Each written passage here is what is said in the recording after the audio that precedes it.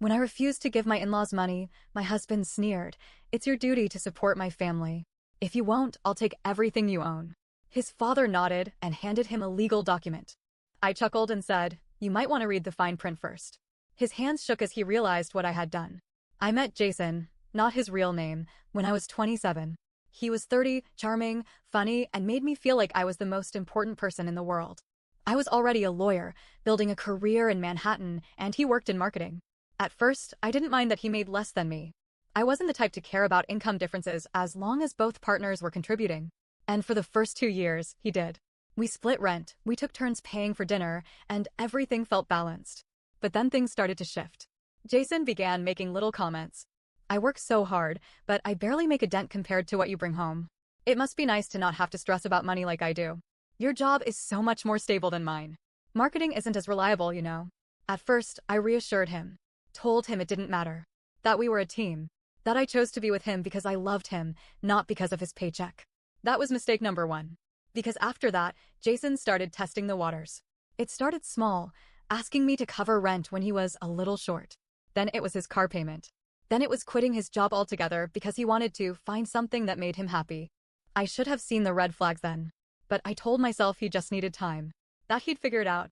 He never did. If Jason was bad with money, his parents were worse. Frank and Barbara were the kind of people who lived beyond their means, but never took responsibility for anything. They had zero savings, mountains of debt, and a sense of entitlement that could fill a stadium. The first time they asked for money, it was just a small loan. "We just need help covering some bills this month. We'll pay you back soon." Family helps family, right? At the time, I didn't see the harm. I was making more than enough, and if Jason's parents needed a little help, why not? Big mistake. Because once they realized I was willing to give, they never stopped asking. "Our mortgage is late again. Dad's car broke down. We need help with medical bills." And every time, Jason would push me. "Come on, babe. It's not a big deal. You won't even notice the money is gone. You know my parents don't have anyone else to help them." So I kept giving, and giving, and giving, until one day, I looked at my finances and realized something horrifying. I had given his family over $200,000 in less than 4 years. It happened on a Sunday. We were at Jason's parents' house for dinner, and everything was fine, until his mother suddenly turned to me and said, "We need $50,000. Just like that. No explanation. No sugarcoating. Just an expectation that I would hand over more money like I always did. I stared at her. "For what?" She waved a hand like it didn't matter. "An investment opportunity." Jason chimed in. "It's a business thing, babe. Just help them out." I looked around the table. They weren't even asking anymore. They were expecting it. That's when something in me snapped. No, silence. His mother frowned. His father scoffed. Jason gave me a look like I had just spit in his food. "Babe," Jason said slowly, "this is family. You can't just say no." "I just did," I said. "And I'm done." I stood up. Jason grabbed my wrist. "We need to talk. Now." Jason dragged me into his parents' home office and slammed the door. "What the hell was that?" he hissed. I said no, I repeated. "I've given your family enough. I'm not your personal ATM." His whole face changed. The loving husband I knew? Gone. In his place was someone cold. "You don't really have a choice," he said. I felt a chill go down my spine. "Excuse me?" Jason smirked. "If you won't help, I'll take everything you own." Before I could respond, his father walked in and slid a stack of papers across the desk. I picked them up. My stomach dropped. A divorce settlement agreement. And not just any agreement. One that would give Jason half of everything I owned. My house, my savings, my retirement fund. Everything. I looked up. Jason's parents were smiling. Jason leaned back like he had already won. "I had a lawyer drafted up," he said smugly. "If you're not going to be a team player, then I'll make sure you don't get to keep everything for yourself." I stared at him, then at his parents. And then I started laughing. Jason's smile faltered. "What's so funny?" I picked up the papers, flipped through them, and grinned. "You might want to read the fine print before you try to screw over a lawyer." Jason blinked. "What?" I pulled another stack of papers from my purse and slid them across the desk. "Read," I said. His father grabbed them first. His face turned red. Jason snatched them next. His hands started shaking. I crossed my arms. "Go ahead. Keep reading." Jason's eyes darted across the page. His jaw tightened. His hands gripped the papers so hard his knuckles turned white. His father was frozen, his mouth opening and closing like a fish out of water. Jason's mother? She was the first to snap. "What the hell is this?" she screeched, snatching the document from his hands. I tilted my head, feigning innocence. "Oh, that," I said, my voice light. "That's what happens when you marry a lawyer without reading the paperwork." Jason swallowed. You tricked me." I laughed. "No, Jason." I protected myself. The room was dead silent except for the sound of Jason's father flipping through the pages, his face growing redder with each word. And then he slammed his fist on the desk. "You conniving little, careful," I cut in. "I'd hate for you to say something legally problematic." Jason's mother's voice went shrill. "This is unfair. You should have told Jason about this before you got married." I smiled. "I did." Jason's head snapped up. "You what?" "I gave you the prenup, Jason," I said, watching as his face twisted in confusion. "You signed it." He looked like he was about to argue. And then, I saw it. The exact moment he remembered. Years ago, before we got married, I had brought it up over dinner. Just a standard prenup, I had said. To protect both of us. Jason had waved it off, barely glancing at the papers. "Babe, we don't need that. We're a team." But I had insisted. "It's just a formality." And Jason, so confident in his own charm, had signed it without reading a single line. Now, years later, that blind trust was destroying him. Jason staggered back into the chair, looking like he had been punched in the gut. His father still wasn't done. He flipped to the last page and read aloud, his voice shaking with rage. "In the event of a divorce, all premarital and independently earned assets shall remain under the ownership of the original party." He looked up at Jason. "She gets everything." His mother screamed. Jason's head whipped toward me, his face red with fury. You really planned all this?" I shrugged. "I planned for the worst. You just became the worst." And then, just when I thought I had won, Jason did something I didn't expect. He dropped the papers onto the desk and took a deep breath. His panic was gone. And then, he smirked. My stomach twisted. "I'm not stupid," Jason said, leaning back in his chair. "I knew you'd pull something like this." I narrowed my eyes. "What are you talking about?" Jason's father smirked, too. "You really think we'd walk into this without a plan?" I suddenly felt uneasy. Jason leaned forward, resting his elbows on his knees. "You've been so focused on keeping your money, you forgot one thing." His voice dropped into a mocking whisper. "You can't protect your reputation." I felt my pulse in my ears. "What?" Jason pulled out his phone, unlocked it, and turned the screen toward me. I froze. On the screen was an email draft, addressed to my law firm's ethics committee. I scanned the email. It was filled with lies. That I had coerced Jason into signing the prenup under duress. That I had hidden assets from him during our marriage. That I had used my legal connections to intimidate him. If sent, this could ruin my career. I met his gaze. "You wouldn't." Jason tilted his head. "Wouldn't I?" His mother beamed. His father chuckled. I realized, in that moment, that Jason wasn't just a coward. He was dangerous. He couldn't win legally, so now, he was trying to destroy me in every other way possible. And just like that, the game had changed. I knew what this meant. If that email got sent, my firm would have to investigate. Even if the accusations were false, even if I proved my innocence, it would still stain my name. I had less than 24 hours before Jason made his next move. And I had one chance to stop him. So I smiled, because Jason had no idea what was coming next. Jason was smiling. That smug, arrogant smirk that made my stomach turn. He thought he had me. The prenup had backed him into a corner, but now he had found another way to destroy me. The fake email accusing me of unethical legal practices sat open on his phone screen. His finger hovered just above the send button. He was daring me to stop him. I forced my expression to stay calm, but inside, my mind was racing. If Jason sent that email, my law firm would immediately launch an internal investigation. Even though I had done nothing wrong, just the whiff of misconduct could tank my career. I took a slow breath. He was bluffing. He had to be. Because if he wasn't, I needed a backup plan. I glanced at his parents. His father was watching me like a predator sizing up its next meal. His mother was practically vibrating with glee. They were enjoying this. They had planned this. That's when it clicked. This wasn't just Jason's idea.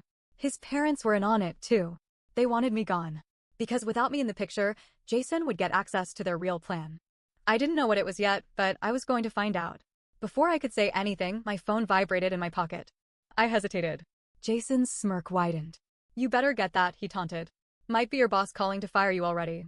I ignored him and pulled out my phone. My heart nearly stopped when I saw the name on the screen. Jason's side chick. I had discovered Melissa 6 months ago. Jason thought he was slick, but he was predictable. The late nights, the sudden work trips, the phone calls he always took in another room, classic cheating behavior. I never confronted him about her. Not because I was weak, but because I was waiting. Now, I had no idea why she was calling, but it had to be important. I answered. Melissa? Dead silence. Then, a shaky breath. I think you should know something, she whispered. Jason's smirk vanished. His mother frowned. Who is that? I ignored her. Melissa? What's wrong? Another shaky breath. I think I made a mistake, she stammered. Jason told me we were gonna have a life together, that you were gonna be out of the picture soon. He said I'd never have to worry about money again. That we'd have a house. That, she choked on a sob. But I just found out something. I think they're planning to leave the country. My entire body went cold. What? I whispered. Jason's father's expression flickered. His mother shifted uncomfortably. Melissa kept talking, her voice rapid and terrified. I overheard them, Jason and his parents. They said that once you were out of the way, they'd take everything and leave before the courts could do anything. They already bought the plane tickets. Oh, my God. Jason's mother's hand shot out, trying to snatch my phone. I dodged her. Melissa, when are they leaving? She hesitated. Then, quietly, tomorrow. I looked up slowly, locking eyes with Jason. His face was ashen. His father looked ready to kill someone. His mother's hands were shaking. So that was their plan. They weren't just trying to screw me over. They were going to take whatever money they could, flee the country, and leave me drowning in the legal mess they created. And if I had never gotten that call, I never would have known. Jason lunged for my phone. I was faster. I ended the call, shoved my phone into my pocket, and stepped back. Jason snapped. You're AF *ING BCH. Jason roared, knocking over the chair. You think you're so smart? His father grabbed his arm. Calm down. No. She ruined everything. Jason grabbed the papers off the table and threw them. I should have never married you. I should have, and then his mother broke. This is your fault, she screamed at Jason. You're the one who let her find out.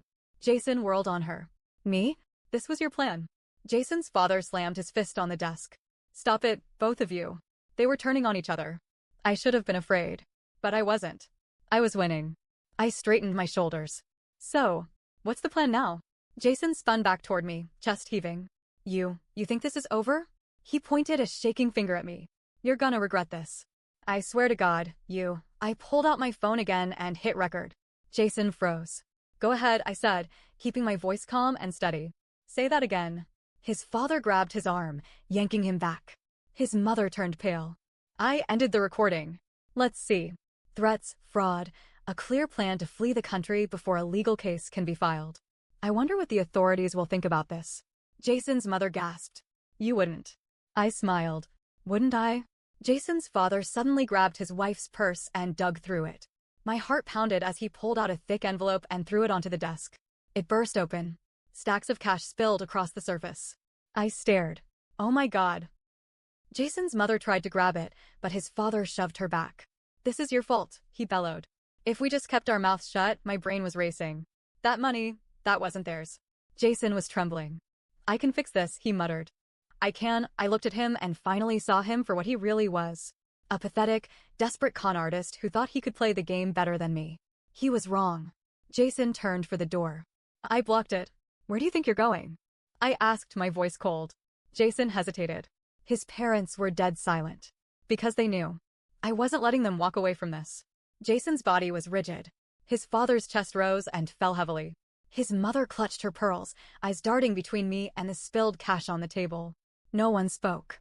For the first time in this entire nightmare, Jason looked truly afraid. And that's when I realized something. Jason wasn't scared of losing me. He wasn't even scared of losing the money. He was scared of the consequences. He knew I had the upper hand. He knew I had evidence, his threats, their plan to flee the country, and now, a giant stack of cash that they clearly weren't supposed to have. I took a step forward, my voice low and steady. Where did that money come from? Jason's father answered before Jason could. Don't answer that. I turned to him. Let me guess. It's not exactly legal, is it? Jason flinched.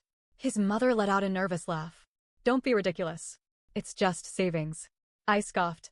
Savings? From where? You don't work. Your husband hasn't worked in years. And Jason, I turned to him, voice sharp, hasn't earned an honest dollar since I met him. Jason's mother's face twisted in rage. You ungrateful little, enough, Jason's father snapped. He looked at me, then at Jason. She knows too much. Fix this. Jason swallowed hard. Dad, fix it. That was when Jason made his biggest mistake yet. Jason's gaze darted to the phone in my pocket. He lunged. I was ready. I sidestepped just as he reached for me, and his momentum sent him crashing into the table. The stack of cash scattered to the floor. His father cursed. His mother screamed. I yanked my phone out and hit dial. Jason froze. His eyes darted to the screen. He saw the name. 911. His face turned ghost white. You wouldn't. I held the phone up. You already asked me that once, remember? Jason's father lunged forward to snatch the phone. Too late. The operator answered. 911? What's your emergency? I locked eyes with Jason. And I started talking. My name is redacted. I'm at address. My husband and his family have been attempting to extort me for money and are currently trying to flee the country with suspicious cash. I feel threatened. They've tried to physically intimidate me. I need officers sent immediately. Jason freaked out. Are you insane? He screamed, knocking over a chair. His father turned red with fury. You stupid little. Jason's mother broke down completely. She's ruining us. The operator's voice was sharp and clear. Ma'am, are you in immediate danger? I looked at Jason, chest heaving, hands clenching and unclenching. I looked at his father, muttering curses under his breath, eyes darting toward the door like he was considering making a run for it. Then, I looked at Jason's mother, crying, clutching her pearls, her carefully constructed world crumbling around her. I took a deep breath. And I said, I will be if you don't get here soon. The operator didn't hesitate. Officers are on their way. Stay on the line. Jason's father's eyes widened. You called the cops? Jason's mother gasped. Oh my God, Frank, what do we do? Jason panicked. We need to leave. Now. I stepped in front of the door. You're not going anywhere. The police arrived 15 minutes later, but to Jason and his family, it must have felt like a lifetime. By then, Jason had completely unraveled. His mother was sobbing. His father was stone-faced, already trying to work out a legal loophole in his head. But Jason? He just stared at me. Like he was seeing me for the first time. Like he was finally realizing what he had done. But by then, it was too late. The officers walked in, took one look at the situation, the scattered money, the fear on my face, the rage on theirs, and immediately separated us. Jason's father tried to talk his way out of it. Big mistake. Because when one of the officers found the burner phone with bank account transfers leading offshore, it was game over. Jason's mother tried to play the victim. Didn't work. Because I had recordings. Jason? He just sat there, watching as his world burned to the ground. And the moment they cuffed him, he finally broke. You did this to me, he whispered, his voice shaking. I looked him dead in the eyes. No, Jason. I leaned in, lowering my voice to a whisper. You did this to yourself. Jason and his father were arrested for fraud, attempted extortion, and money laundering. Turns out, that mystery cash? They had been running a fake investment scheme, taking money from desperate people under the promise of a big return. And they planned to skip the country before it all collapsed. Jason's mother? She avoided jail time but lost everything. Their house, their social status, their money, it was all gone. And Jason? He tried to call me from jail. I never answered. Because by then, I was long gone. I sold the house, moved states, and built a new life for myself. No more leeches. No more lies. No more Jason. I used to think love meant sacrifice. That being in a marriage meant always having your partner's back, even when things got hard. But now? Now, I know better. Love doesn't mean being used. It doesn't mean being manipulated. And it sure as hell doesn't mean funding someone else's delusions while they plot to destroy you. Jason thought he could take everything from me. But in the end, I took everything from him. And I have zero regrets.